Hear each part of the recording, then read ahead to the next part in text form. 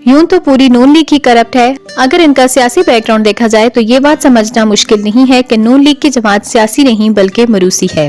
खानदानी सियासत के गिर्द घूमने वाली ये पार्टी जिसका सरबराह एक मफरूर चोर है और दूसरे नंबर पर इसकी चोरनी बेटी मरियम सफ्दर है जो कि जालसाजी में माहिर है। इसके बाद नंबर आता है इसके छोटे भाई शहबाज शरीफ का जो कि चेरी ब्लॉसम के नाम से भी जाना जाता है क्योंकि ये चापलूसी और बूट पॉलिश करने में माहिर समझा जाता है। मेरिट नाम की कोई चीज इस पार्टी में नहीं पाई जाती। जो मरियम सफ्दर की जितनी गुलामी करेगा उतनी ही तरक्की पाएगा।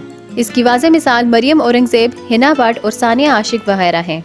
मरियम औरंगजेब कितनी महारत और ढिठाई से झूठ बोलती है इसका अंदाजा लगाना बहुत मुश्किल है।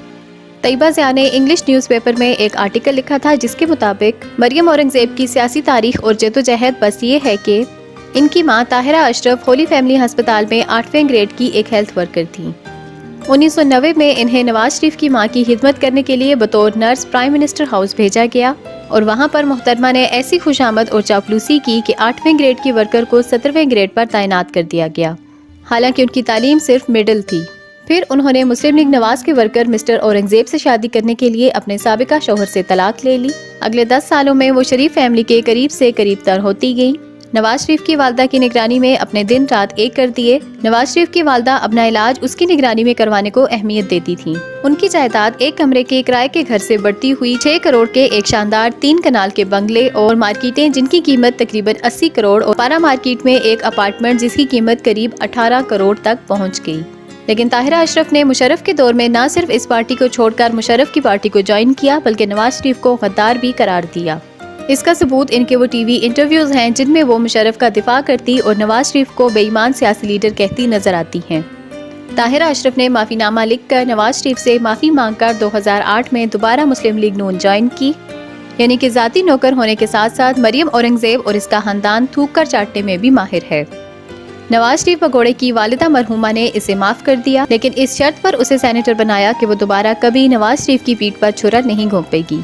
ताहिरा औरंगजेब ने इस बात पर शरीफों से तहरीरी मुआहिदा किया। फिर 2013 में नवाज शरीफ की मां ने नवाज शरीफ से कहा कि मरियम औरंगजेब जो कि ग्रेजुएट भी नहीं थी इसको सेनेट में एक सीट दे दे। इसीलिए मरियम औरंगजेब से जब शरीफों के खिलाफ कोई भी सवाल करो तो इनका रिएक्ट करना बनता है। अब वो नमक हरामी तो कर नहीं सकती। ताहिरा औरंगजेब साहिबा जो कि एक गरीब तबके से ताल्लुक रखती थी और 1990 में जिनका अपना घर भी नहीं था, आज रावलपिंडी में एक बहुत बड़ी जागीरदार हैं। उनकी जायदाद की अंदाजन कीमत इस वक्त 10 करोड़ है। इसलिए मरियम औरंगजेब जब नवाज शरीफ का दिफा कर रही होती है तो दर हकीकत वो इस बात का कर्ज उतार रही होती है कि जो नवाज फैमिली ने उन पर और उनकी वालदा पर नवाजिशात की हैं। एक इंटरव्यू में जब सहाफ़ी ने उनसे तीखे सवाल किए तो उनके पास सिवाय शर्मिंदगी के और कुछ नहीं था। इसलिए बीबी ने हमेशा की तरह चीखना और चिल्लाना शुरू कर दिया। अपने बेटे के साथ ताजरों को मिलने के लिए चले गए तो कश्मीरी मुंह देखते रह गए।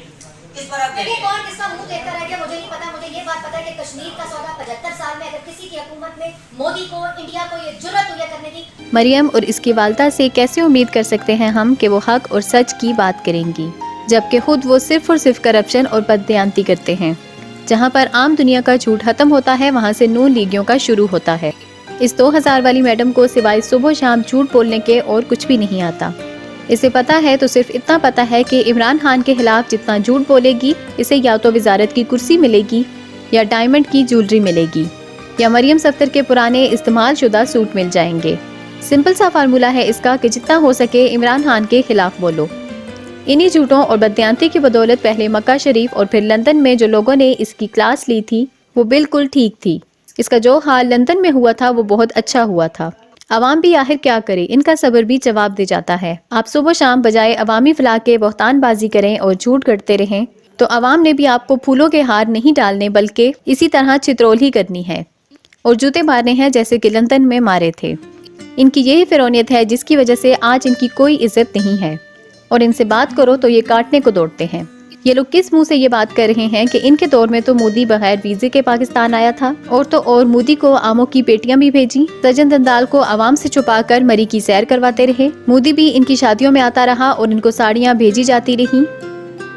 इनको सिर्फ और सिर्फ अपनी मर्जी के सवालात की आदत है। इसलिए जब एक सहाफती सवाल किया गया तो गुस्सा तो आना ही है। अगर ऐसे ही आईना दिखाया जाता रहेगा तो आग तो लगेगी इनको। ना सिर्फ मरियम औरंगजेब बल्कि इसका शौहर अली तासीर भी बहती गंगा में भरपूर तरीके से हाथ धो रहा है।